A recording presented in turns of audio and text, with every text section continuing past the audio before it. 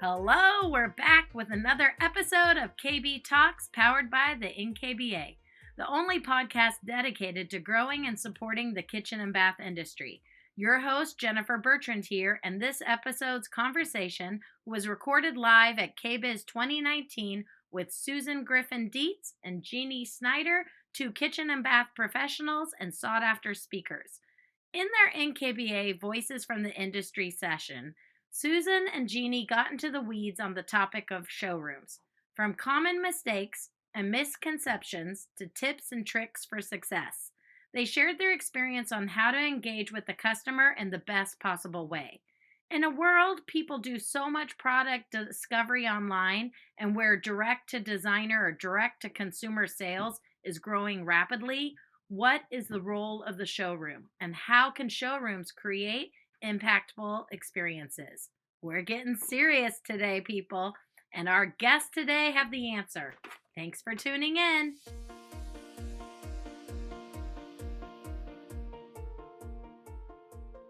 At Samsung, we aren't just predicting the future, we're creating it. Inspired by chefs, the Samsung Chef Collection is built on 3 core pillars: design, technology, and performance.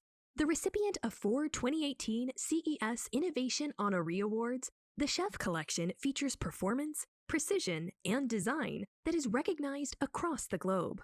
The Chef Collection lineup includes a 42-inch 4-door flex built-in refrigerator, a 36-inch Pro Range, 36-inch induction cooktop, and a 30-inch microwave combination wall oven, all boasting smart features designed to suit any type of lifestyle, including Wi-Fi-enabled interior cameras and advanced temperature control. Samsung's wide range of products feature multiple color and size options and ensure that the kitchen is designed exactly as the chef desires it.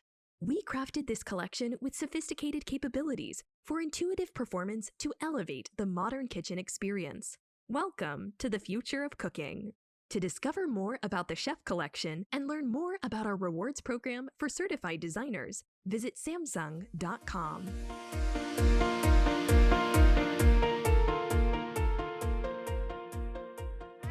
Two of you, because I can already tell you're a load of fun. I want you to introduce yourself and kind of give us the elevator speech of who you are and what you do. I'm Genie Snyder, and I'm a speaker, coach, and consultant.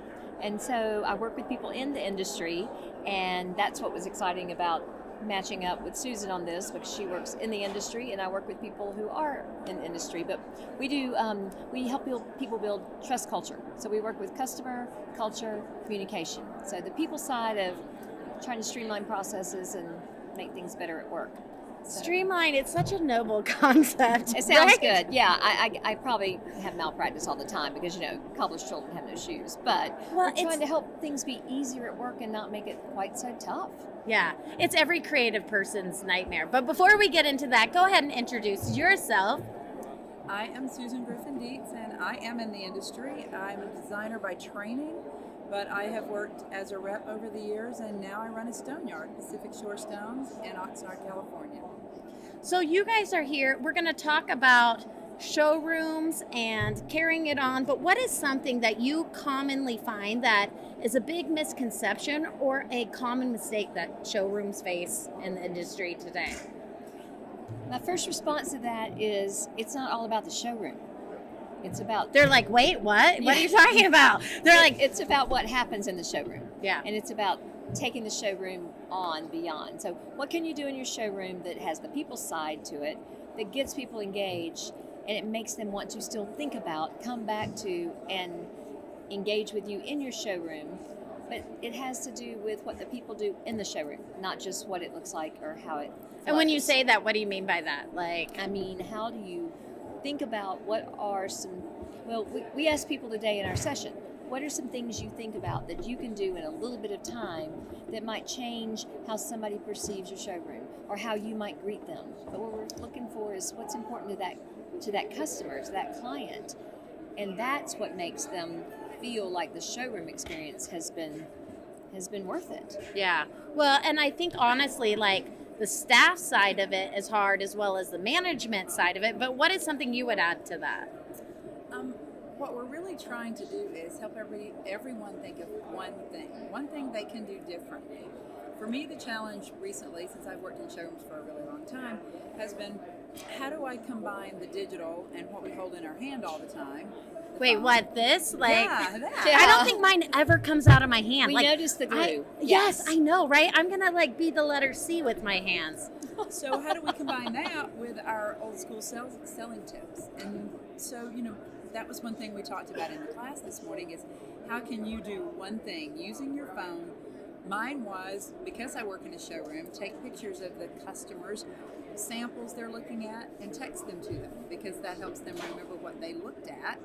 But I also have several other little tips, and then I create a file, put it in my computer, so when they call me back, I seem all smart, like I know what we talked about when they were there. Yeah, like a Dropbox file or something like that.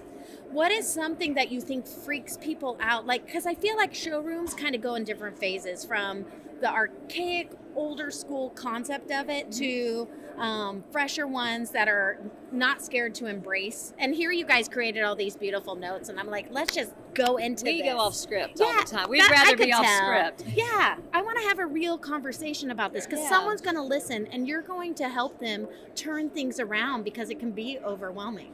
Well, that's the word exactly I was about to use. My clients that I would take to showrooms, they're scared to death of them sometimes, especially if there's somebody who does not do a design project very often. They literally are scared to go to market or to a showroom where there are just so many choices. So I think one of the things is, how do you design your showroom so that choices become more streamlined, like we talk about? Well, you go in some and it's like visual, like vomit to your eyeballs. Yes, overload's a nicer word to use. Overload, vomit. Jen's fired. Overload, vomit. Right, okay. Welcome to the kitchen. Exactly. You have to turn it around and look at it from another perspective. Now it's so easy to sit at home and sit behind this and shop. She held up her phone. Using Note to the audience. Using a screen of some sort. So once they do decide, okay, I'll take a step on the wild side and go to a showroom, what does the showroom offer them? What can I do in my showroom that makes them breathe a sigh of relief, know that they've come to the right place, and somewhere that they're comfortable moving forward with the design process? So you have do one thing, like don't get overwhelmed, pick one thing to focus on. That's important to the customer. Yeah. That your client needs. Or maybe it's ask one question. Do you think that showrooms who have gotten stuck in a rut can step outside of themselves to ask themselves that question? Or what would you give them advice so they could do that? Observe. You first have to focus on one customer at the time. So I think we come in and we try to say, what does our showroom need to be? And it may be, what is it that our clients are looking for? That means we've got to pay attention. So if you're going to build trust with them, help them make those decisions, and create that culture where they want to come back, then you got to think about what is it that those customers are looking for? What are those customers are looking for? And then how do you make them your clients? So you got to focus on what they need at the moment. It might be, I need de-stressing because I've got 3 giant decisions to make. Well, maybe you help them with that one decision and the others fall in line. I'm stressing because I can't get there because I've got too many kids and I can't get there for a normal meeting. Susan gave I an have example one today. and that's too many. Like, yeah, and she said, she had I love him, but one client in who knew that she had used her dinner hour and was stressed about getting back home. So she keeps a little stack of gift cards in her drawer. Dinner on me. That's smart. So what'd you do? You not only took the pressure off of trying to make this decision at a time that's most stressful in my family's life, but you also gave her an opportunity to go have the family meet and discuss all the amazing things that just happened in the showroom with Susan in making that decision. So we got to find out what's most important. Maybe it's getting them calmer. Maybe it's streamlining their choices. Maybe it's just having that face-to-face that's not on the screen. Right. Because talk about getting overwhelmed. You start flying through, all you're doing is getting cross-eyed looking at the screens. How do you merge those? How do you build that culture so they've got some homework, we've got some homework, but that showroom becomes actually where we can show them how they can get closer to their decision. I think honestly, society's become just so visually so much all the time from every angle that's why I think it's so important for the showroom to stop and say, let's stop and breathe and let's like tell your story, whatever your story is going to be. So saying that, like, as a showroom owner, how do you start passing this on to staff as well? Because like you can take care of yourself, but then how do you create that culture in your showroom? Like, am I freaking out because I'm here and they're there and I don't know what's happening? You're like, it's all under control. While I sweat. I tell them often, and I've said this for a long time working in showrooms, while you may be frazzled and thinking about the 14 emails you've just gotten or the customers that you've got to take care of, we never know who's coming through that door. While I may have worked with 10 customers today, they may have saved 10 years to walk in my door today. So how do we make everyone experience an exceptional experience? And again, if they've gotten up and taken a step and into a showroom, now the burden's on me to give them a good experience. And I think something that we addressed this morning, going back to the showroom itself, is in one of our slides this morning, Genie just pops up random furniture. And so why did we put furniture there? And I think all of us every now and then just need to step back in our showroom, reevaluate what's there. Could we make some better choices to utilize the space to make customers comfortable and feel more creative? How often do you tell showroom owners to do that, to stop and relook and reanalyze? Like, should it be every 6 months, so once a year? I don't know that I would put it on the calendar. All right. I See, I have a secret left brain side. I'm like, tell me. I think it's got to be consistent. Yeah. But I think it's got to be when there is, what is the event that is creating that opportunity? If you don't have an event that's making a case for change, then you do plug that in. So if you're streamlining your processes, then you're going to say, okay, have we even asked ourselves this question every 3 months? We haven't changed anything. Why is that chair still there? Why have we got it? We're a showroom. Why have we not, recovered that piece of furniture so that they can be comfortable? But you start asking the questions. But it's part of, we look at things when somebody new is coming in, right? So if we got the same old customers, you're not going to change anything. You got the same old people. Somebody new comes in. Somebody's coming to your house for dinner. You're going to quit stepping over that pile of laundry on the floor that you haven't seen in the last 3 days. Have you been to my house, girl? So I was there. We did a little showroom visit at your home. And now we're going to talk about it on... No, I'm kidding. No. So anyway. Yeah. But like, it's it. true, because until you feel like you have to, you don't address it. Or you didn't even pay attention. Yeah. And so it's paying attention. One of the things we did today was, you don't know who's going to walk through your door. We had people pop up and say, tell us about one of your best customers. And they said, how long do we have? 3 minutes? We said, no, 30 seconds.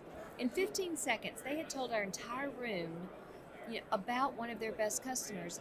And what the point was, it was exactly what you were asking. How do you help, I don't like the word train, but how do you help educate your colleagues on what you know, right? We all know something. It's not always from the boss down.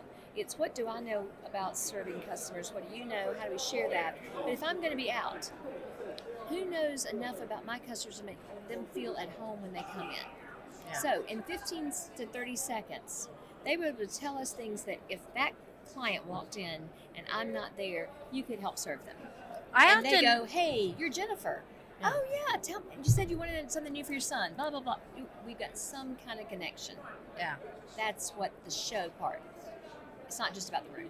Well, I often go into showrooms and I will be dressed down because I want to see how they treat me before they treat my client. Right. And if they're not nice to me before they even know who I am or what I can offer them, then I don't want to send them my vulnerable client to tell a story. I know, mistake. Right? Big mistake. Oh, I love that moment. Mm-hmm. No, but like, so if you start, like, don't you find that sometimes also like keeping up with the wear and tear of the physical showroom, that it reflects on the quality that you can offer, and sometimes you miss those details? Well, I purposely schedule a designer event in my showroom once so a you have year, to clean up every year. Smart. And it makes That's a really great idea. Look at color trends, look at the stone I'm showing, look at the details. Where's the baseboard scuffed up? What do I need? Do I need new light fixtures in the bathroom? Do I need to move things around? Because I work in a stone yard, I'm constantly, obviously there's new inventory coming in all the time, and I'm always very conscious. You think whoever helps you move furniture in your life hates you? Oh no, my people that work for me hate me, because I'll say, no, we've got to move all of these slabs around. This is tired. It's tired real estate. Move it around, make it look fresh, make it shine. But I purposely schedule an event once a year, just No, so I have to do that's that. smart. Now, okay, so you take all those concepts, and it was hard enough when it was just a physical showroom, but then you throw in technology and social media. What are your bits of advice for those showrooms that maybe don't have a local resident millennial to take it over? What would you say to those people? Well, I think one of the things is, how do you make your showroom fresh and digital? I mean, everybody can put a monitor in the corner and throw some things up. Everybody can take pictures. Yeah. I mean, there's few designers that don't have a phone on them, like Susan said. You can take a picture of something and email it to them, send it to them, post it. We love seeing this person in our showroom today. Can we put your picture out there? Ask permission. But, so show things that make people have that human touch using the digital edge. It's not hard. We don't have to know everything that, Kristen knows because she's an expert. It's, how do you just make what you're doing today fresh? How do you make it have an edge? And some of that is just making sure it's got some movement, making sure that we're not sitting there stoic and staid and stodgy. Ask your customers. If you do not know what else to do, ask. What'd you like about your visit today? What would you love to see more of? And then actually do it. That's the difference. I think it's being willing to hear that, whether it's good or bad or whatever, that I think is the hard part for some showrooms. Right. It's serving customers. We always talk about service. We talk about customer service. It's serving customers. Put it on the other side. It's a verb. So what are we doing to serve? What are we doing to listen? What are we doing to ask? It has to be active. Today, don't tell the KBS people, but we moved our workshop room around. So we Don't got tell in them I there. went off script either. That's right. So we're in our room, and they had to do theater seating because everything's so popular. People are coming. We were really grateful to have a room full of energetic, excited, great participants today, and we love them. And so just a few minutes into our thing, we said, how can you make this room more conducive for you, our clients? You got 3 minutes. And they totally moved the room around. They put things in circles. They brought other props in and set them up. They put up She footstools. promised me this was going to work well. She was scared to death. very, very Was there an skeptical. awkward pause right before it all happened? Yes. So they looked at us like, no, we're like, really? Move the furniture. You got 3 minutes. And then we played it's like Frank Sinatra singing. But don't you think that's that's the difference of, remember those teachers growing up that actually made a difference in your life, and the ones that just talked at you? Some showrooms just talk at you and they don't really want to get in there and get dirty and know your story and jump in. And people will have, if you've got a good message, not talking at you, if you've Yeah. got a good message, I think your point is well taken. If it's got a good message, I will overlook the torn thing in the corner because I love the people there. I'm going back for the goodie. I'm going back for the feeling. I'm going back. I'm looking in your showroom for what I'm going to feel like when I walk in my new kitchen or my new bathroom, or whatever it is that I think it goes building. back to your point that you never know if that's their one special moment to do their kitchen or make it over. And I always say it's like that old school, this might show my age, but the Macy's Gimbals concept of, you know what, maybe I don't have the best answer for you. And as a designer, I'm never scared to say, you know what, here's something else for you, or here's something else, because they know I'm not out to get them. They know I have their best interests at heart. My favorite. I'm sorry. See, it's so exciting, right? Yes, I said no, my both favorite. of you You answer. tell your favorite, I'll tell my favorite. My favorite question to ask, and I think I get most blown away when I ask people that are actually older than me, and that makes them really old. Because 130. when I You're a say, fetus. When I say to them, when you close your eyes and you visualize your new kitchen, what does your countertop look like? You'd be blown away at how many people stand there and close their eyes, and they really don't know. But that's Why do you how think that awesome. is? Because it's such a big choice or a commitment, or I they're think- picturing jelly on the counter? I think finally they're having to be put on the spot, as opposed to maybe what their daughters are saying or what they think their husband wants them to say or what's going to sell. No, this is your kitchen or your bathroom. What is your vision? What do you want it to look like? And then once you start there, even if they come in not having really any idea where to go, if I can start there, well, it's light, it's white. I was thinking it needs a little sparkle. At least they give you nuggets that you can use to build on. Yeah, I often will start like that, and then I'll ask them about, I'll take it to how do you dress, how do you live your life, and if you go into function, then it can guide itself to that. What were you gonna? I was just gonna say one of my favorite things is when I finally discover with a client what they do not like. Because they do know that quicker, don't they? But they don't know it till they see it. And when they see it and they go, oh, well, I hate that. I'm like, yay, we know you hate that. Then let's go here, because that tells me something. It's just like, and I was going to say something similar, it's just like an event. If we said, when you walk into your wedding, when you walk into your birthday party, when you walk into that next vacation, what do you want it to look like? Well, same question. When you walk into your kitchen, what do you want it to look like, feel like, smell like, act like? What do you want that to be? Well, I don't want this and I don't want that. Well, that's great. Those are things that are important. We strike it. If you don't want that, then do you want this? So it's hanging with the client to listen to that next one thing. Because we all know when they come in overwhelmed, but when you start getting some traction and you get a rhythm in how you're building that trust with the customer, now you can ask them a lot harder questions, because you've already asked the hard stuff at the beginning. Now we've got some flow, and you're going to start realizing, you're going to see their eyes light up when they look at that piece of stone they love, when they look at that appliance they love. It's that spark and joy. Yeah, and you're going to see when they glaze over too. But we have to note that. Now, unless they're just glazing over because they've been in your showroom too long and they're like, okay, I've hit my limit now. I'm like, get in the car, go away, because you need to be fresh when you come back. I think sometimes, though, the consumer has this paralyzing fear for big cost objects, and a lot of times they'll be like, will I still like that in 10 years or 15 years? I'm like, you're not gonna like anything in 10 or 15 years, unless maybe it's Gucci or Chanel because it's classic, right. But there are very few things because you'll want change just naturally. So that being said, now there are some showrooms out there where the owner might possibly think that he or she has all the ideas. How often would you guide them to turn to their staff to submit fresh ideas or concepts to kind of change it up? Every day. Always, every day. Yeah, you don't wait till I'm glad I don't own a showroom. Don't put something in a suggestion box. We should know this, because I should be hanging with you and asking somebody who works in our showrooms, what happened today? What did you see today? And one of the things, it's almost like, remember, you take the picture of the stone, do you actually put it in a folder so you can find it again? So it's actually taking that suggestion and then remembering to try to apply it. But that's why we spent today talking about one thing here, one question here, 1 minute here, 30 seconds here. What can I learn in that 30 seconds that would change the way my colleague did something, change the way this looks, it's moving a chair. Do one thing.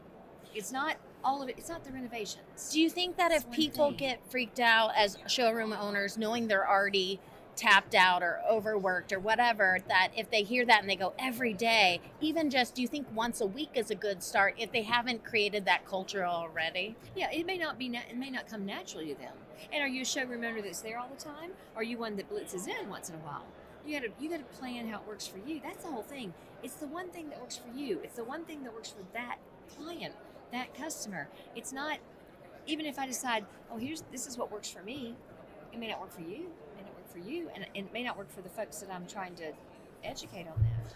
And so I think one of the things is keeping it fresh and doing it as part of what's going on.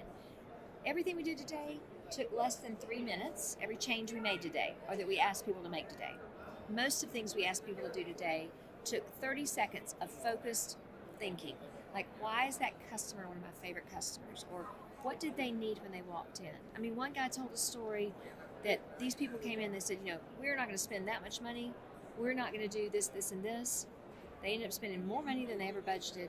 And he eats Christmas dinner with them 20 years later. I mean, you're building relationships. That's what it's about, whether it's one appliance, an entire home, or they come to me every 5 years and renovate something.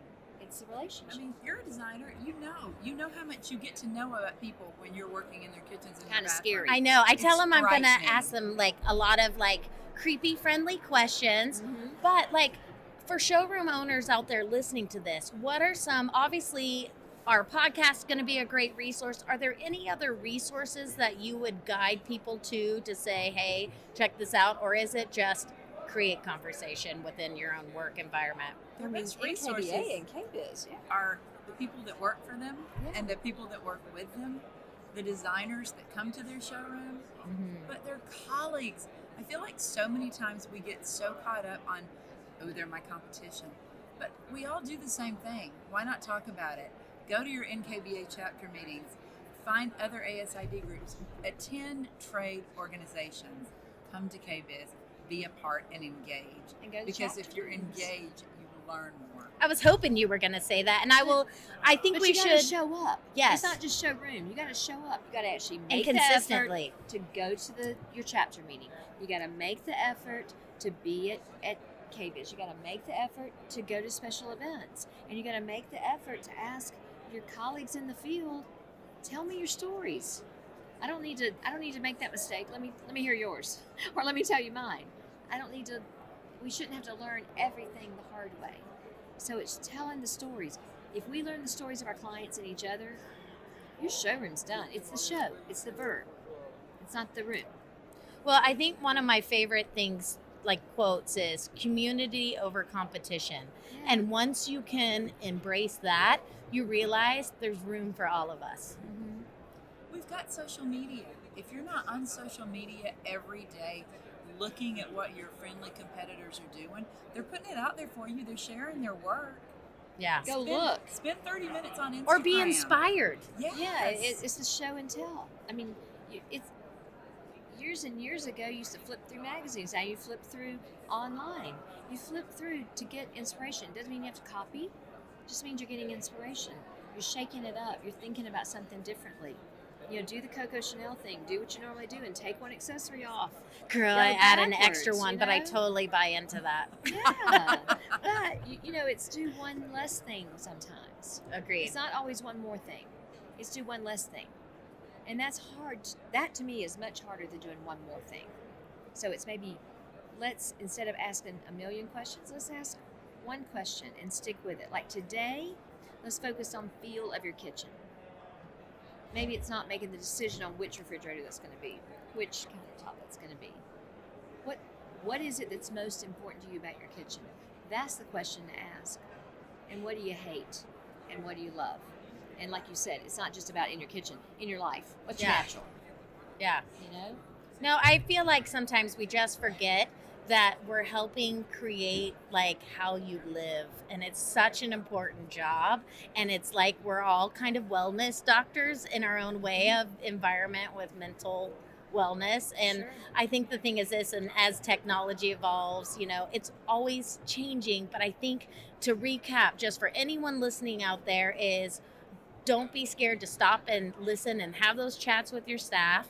Help organize the client. What else were some of our tidbits? Think about one thing, one question. What's most important? What's that priority? What will help you build trust with that client? So what's the one question or the one thing that's most important to them? If you get that going, then it influences all the other decisions. And now you're the person that's helping guide them to those decisions, whether it's their one big decision in 25 years or whether they like to change something in their house every year. Well, you two are amazing and lovely. I want you guys You're to lovely. find them on social media. Thanks. See, you can stay on the couch She and wears hang out. rose-colored glasses. How can it be any And better? fabulous leopard boots. I know. We're sorry this is not visual. My thing is, all of you out there, you have a story to tell, and sometimes we just need to stop, breathe, get re-inspired, and love on each other in our community and industry. And it's community over competition. You two, thank you for being here. Everyone, tune back into our next episode of KB Talks. Exciting things are happening, and thanks to our sponsors.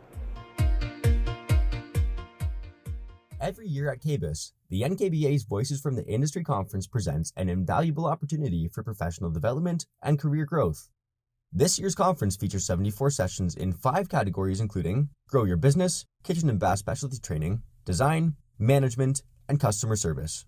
Backed by popular demand are some favorite VFTI speakers who return in 2020 with new or updated presentations. Plus, at least 25 speakers are new this year, offering fresh content and a fresh perspective.